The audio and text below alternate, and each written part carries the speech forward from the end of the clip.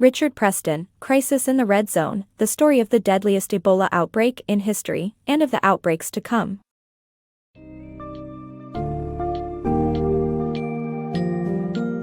In A Crisis in the Red Zone, Richard Preston explores the terrifying reality of Ebola outbreaks, narrating the heartbreaking stories of those on the front lines of these deadly pandemics. The book takes us through a detailed account of the 2014 West African outbreak, offering insights into the disease's impact on human lives, as well as the tremendous courage and resilience displayed by medical personnel. As you delve into this harrowing journey, you'll learn about the virus's origins, how it spreads, and its near-apocalyptic consequences for the affected communities.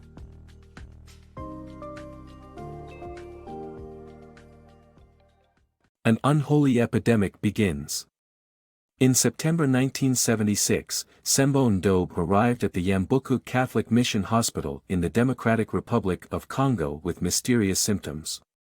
Sister Beata, who nursed her, initially thought it was malaria or blackwater fever. However, after Sembo's fatal hemorrhages during childbirth, Sister Beata and others in the hospital began falling sick with similar symptoms. In Zaire, Africa, at the Yambuku Catholic Mission Hospital, Nurse Sister Beata encountered an expectant Sembo Ndobe with a perplexing amalgam of symptoms: fever, inflamed eyes, and bleeding gums. Believing that Ndobe's condition was a case of malaria or blackwater fever, Sister Beata proceeded to assist her delivery. During the procedure, Ndobe's condition deteriorated as she hemorrhaged blood from her birth canal, ultimately succumbing to blood loss and shock, a common occurrence for African women in childbirth. What started as a seemingly routine tragedy took a nefarious turn when, 5 days later, Sister Beata fell gravely ill. Her symptoms began with fatigue and fever and rapidly progressed to vomiting, diarrhea, and severe pain that migrated from her abdomen to her spine. As her condition worsened, she started to projectile vomit blood, and a reddish-black hue tainted her vomit and stool.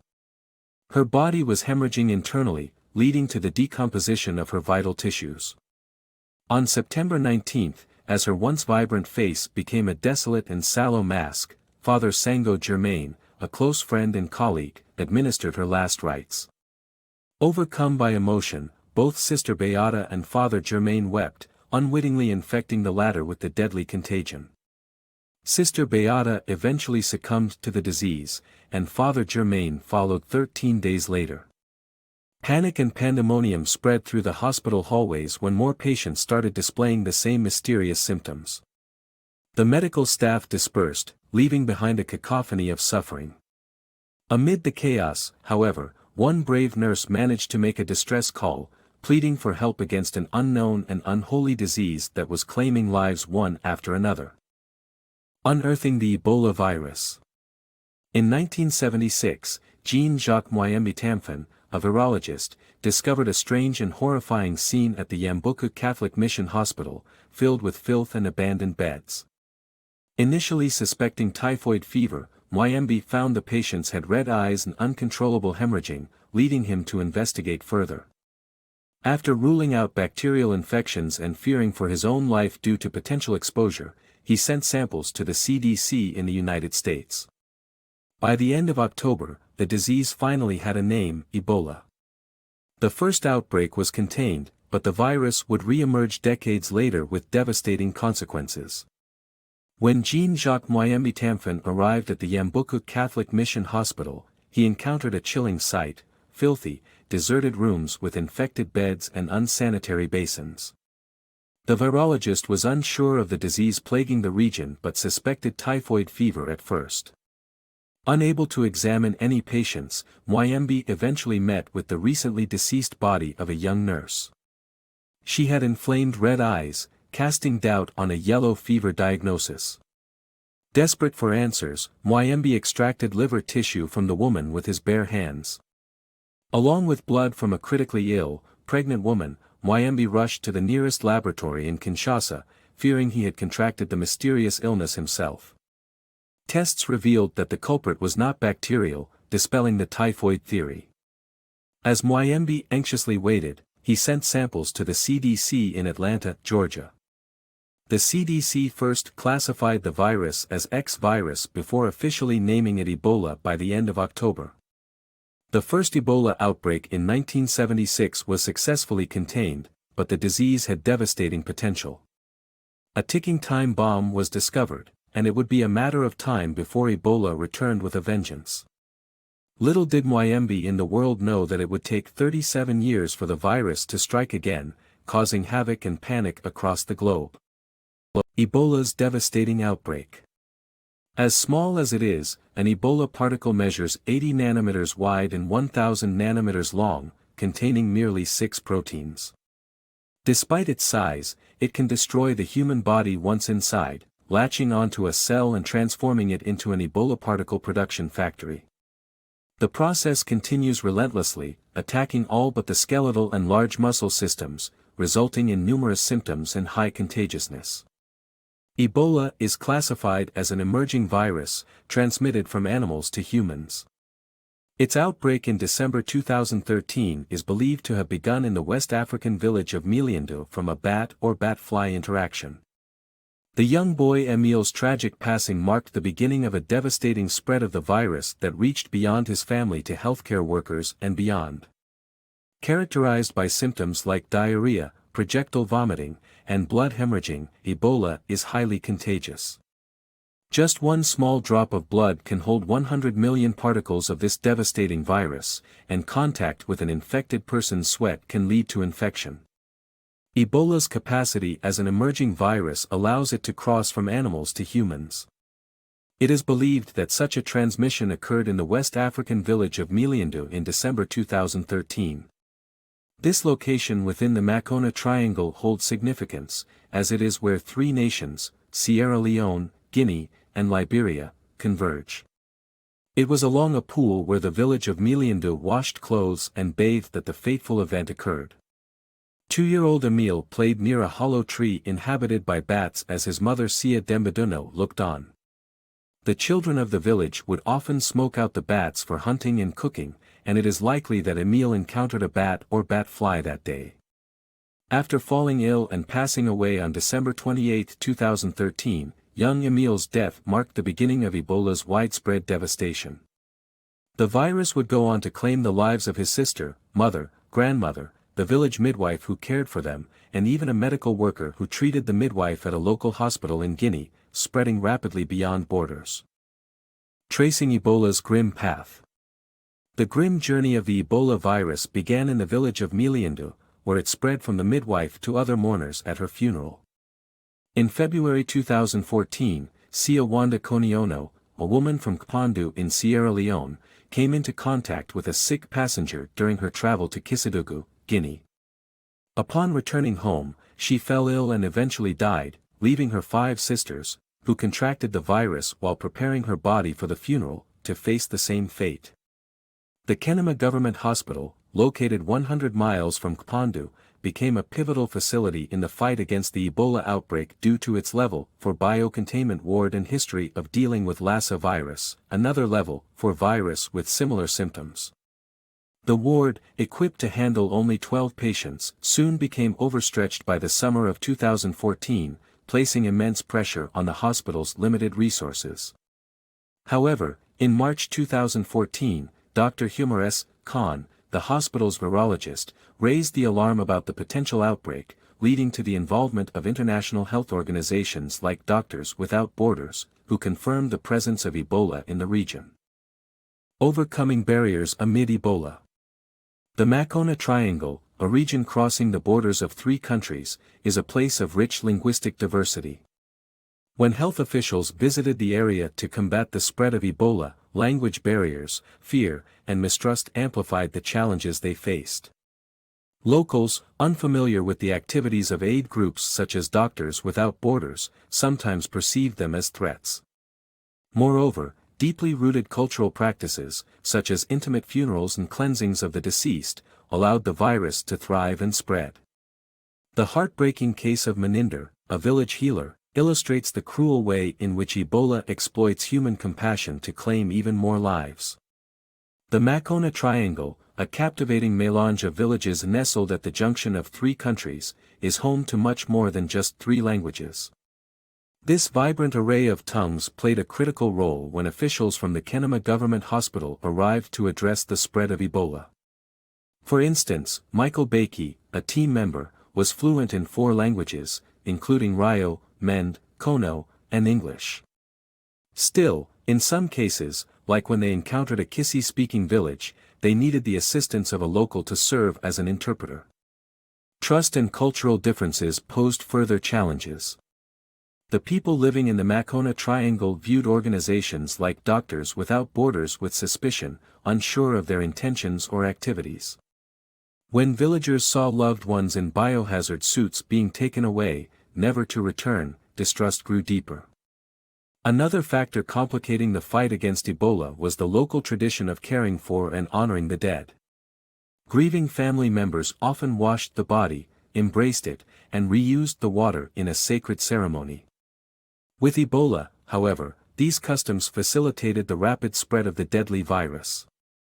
A poignant example of this phenomenon occurred when the revered healer Meninder passed away in the village of Kpandu. As over 200 people attended her funeral, 365 cases of infection eventually traced back to the event. Fueled by the profound love and compassion in these communities, the Ebola virus traveled far and wide, claiming lives in its wake. Turmoil at Ebola's core. At the Kenema Government Hospital, the Lassa fever ward overflowed with patients in the early days of the Ebola outbreak. The staff faced deteriorating conditions as the hospital reached maximum capacity, forcing them to double up patient beds and deal with a shortage of biohazard suits. As conditions continued to worsen, even the hospital staff were exposed to the deadly virus. One such case was the hospital's ambulance driver, Ser Nayakar, who unknowingly contracted the virus during a home visit. Nayakar's infection was transmitted to a hospital nurse named Lucy May, who was pregnant. As her health rapidly deteriorated, head nurse Mbalo Fani, affectionately called Auntie, took desperate measures to save Lucy's life. Despite knowledge of increased exposure risk, Auntie and her fellow nurses performed the Lassa emergency procedure, which doubled Lucy's probability of survival. Sadly, Lucy didn't survive, and the anguish felt by those around her was palpable. The harrowing experience at Kenema Government Hospital serves as a stark reminder of the courage and selflessness exhibited by many healthcare professionals in the face of such deadly outbreaks. The struggle to save Dr. Khan. Following Lucy May's death, the atmosphere in the Ebola hospital grew increasingly grim as more staff fell sick, including Dr. Sheikh Humar Khan, the head of the Lassa and Ebola ward. A potential experimental treatment, ZMapp, showed promise in curing Ebola in monkeys, but the camp officials at the Doctors Without Borders facility chose not to administer it to Khan for ethical reasons, sparking debate and criticism. The entire hospital was grieving as the consequences of Lucy May's death unfolded.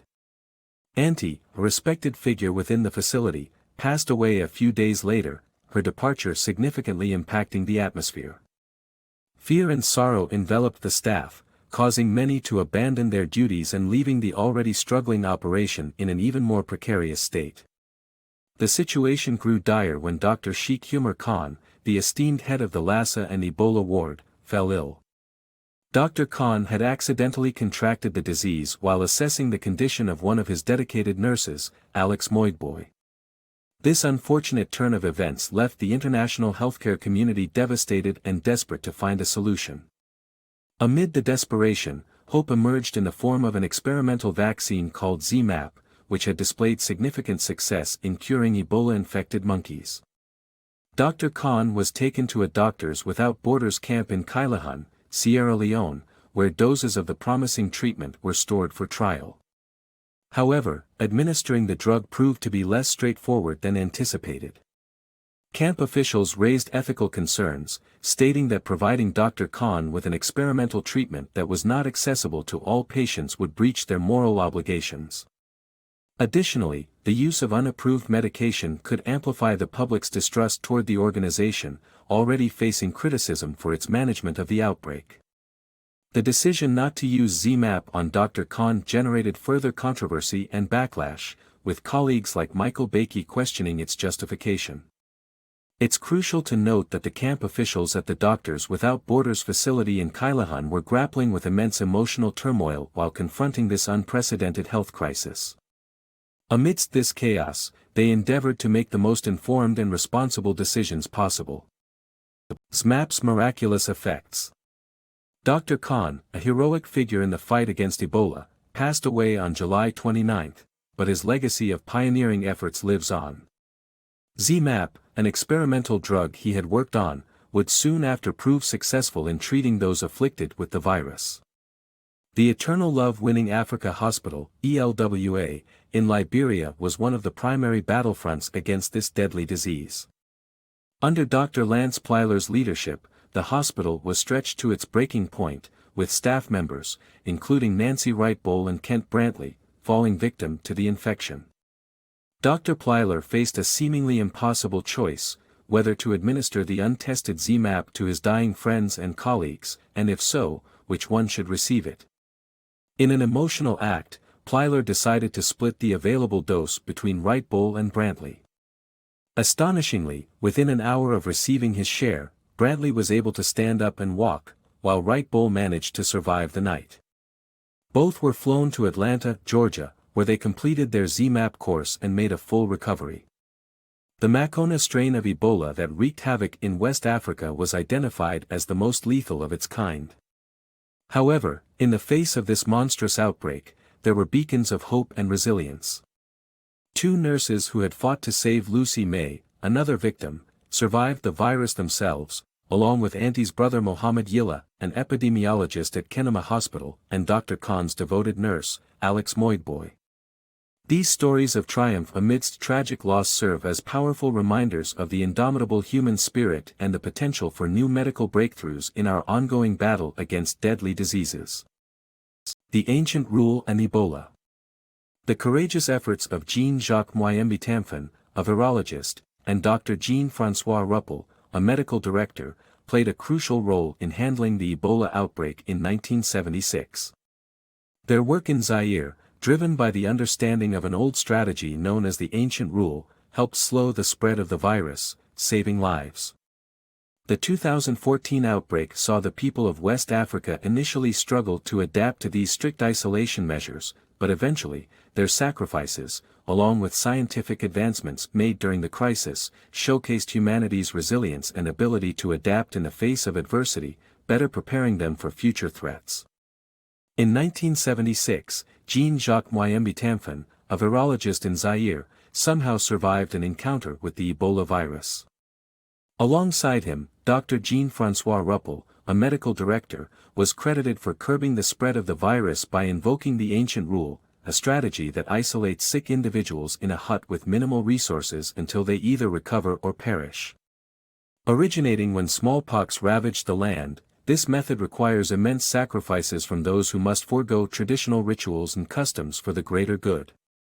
Fast forward to 2014, another Ebola outbreak challenged West Africa, where at first, the people were slow to accept the need for the Ancient Rule. The situation worsened as the virus claimed over 4,500 lives and infected at least 9,200 people. But, with time, West Africans adapted to these changes, and by the end of October, no new cases emerged in the Makona Triangle. However, the outbreak's toll resulted in over 11,000 deaths and 30,000 cases, testing the limits of Guinea, Liberia, and Sierra Leone. Fortunately, this tragedy brought about unprecedented research efforts. Health workers tirelessly collected samples and studied the virus's genetic code and behaviors. As Ebola's secrets were uncovered, scientists tracked its spread and observed its mutations, enabling them to better understand how it infiltrates human cells. This newfound knowledge, combined with the resilience, adaptability, and solidarity of those who lived under the Ancient Rule, proved invaluable by better preparing societies for future outbreaks and other unforeseen challenges.